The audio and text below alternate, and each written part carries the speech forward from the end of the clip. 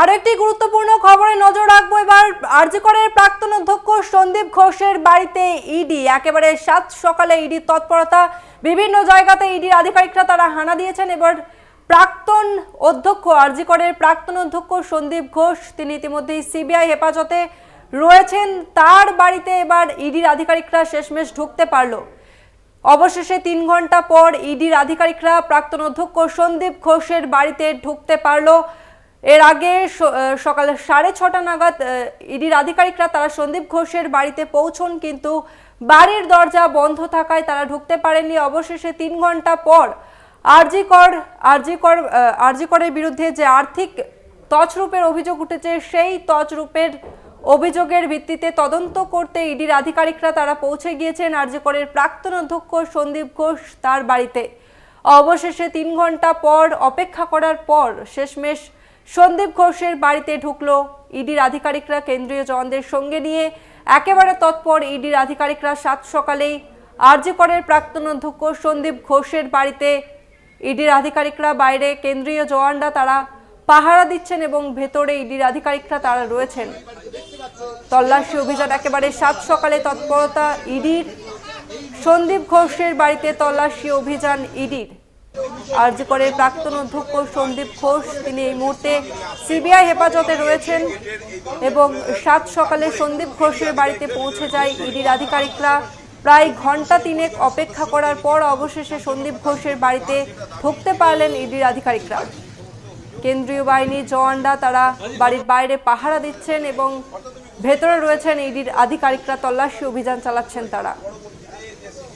এই মুহূর্তে সন্দীপ ঘোষের বাড়ির ছবিটা আপনাদের সামনে তুলে ধরছি। বাইরে কড়া পাহারা দিচ্ছে কেন্দ্রীয় বাহিনী এবং প্রায় 3 ঘন্টা পর সন্দীপ ঘোষের বাড়িতে প্রবেশ করতে পারলেন ইডির আধিকারিকরা।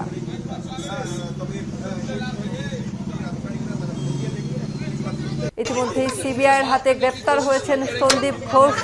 সিবিআই হেফাজতে রয়েছেন আরজি করের প্রাক্তন অধ্যক্ষ। এবার তৎপরতা ইডির। আরজি কর হাসপাতালের বিরুদ্ধে যে আর্থিক তছরূপের অভিযোগ উঠেছে তারই তদন্ত করতে এবার তৎপর ইডি এবং সাত সকালে আরজি করের প্রাক্তন অধ্যক্ষ সন্দীপ ঘোষের বাড়িতে হানা দিল ইডির আধিকারিকরা এবং কেন্দ্রীয় বাহিনীর জওয়ানরা তারা বাড়ির বাইরে কড়া পাহারা দিচ্ছে এবং বাড়ির ভেতরে ইডির আধিকারিকরা। একই সঙ্গে আরো 3 জায়গায় তল্লাশি অভিযান চালাচ্ছে ইডির আধিকারিকরা। সন্দীপ ঘনিষ্ঠ বেশ কয়েকজনের বাড়িতে ইডির আধিকারিকরা তারা কিন্তু তল্লাশি অভিযান চালাচ্ছে।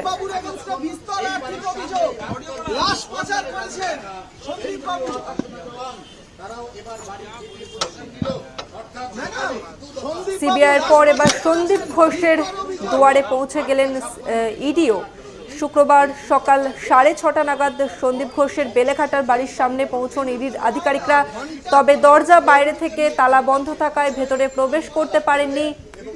তবে এই মুহূর্তে অবশেষে 3 ঘন্টা পর ইডির আধিকারিকরা তারা বাড়ির ভেতরে প্রবেশ করলেন এবং বাড়ির বাইরে কেন্দ্রীয় বাহিনীর জওয়ানরা তারা কড়া নিরাপত্তায় মুড়ে রেখেছেন গোটা বাড়িটিকে এবং ভেতরে তল্লাশি অভিযান চালাচ্ছেন ইডির আধিকারিকরা। এই মুহূর্তে সেই ছবিটা আপনাদের সামনে তুলে ধরছি। সন্দীপ ঘোষের আরজি করের প্রাক্তন অধ্যক্ষ সন্দীপ ঘোষের বেলেঘাটার বাড়ির ছবিটা।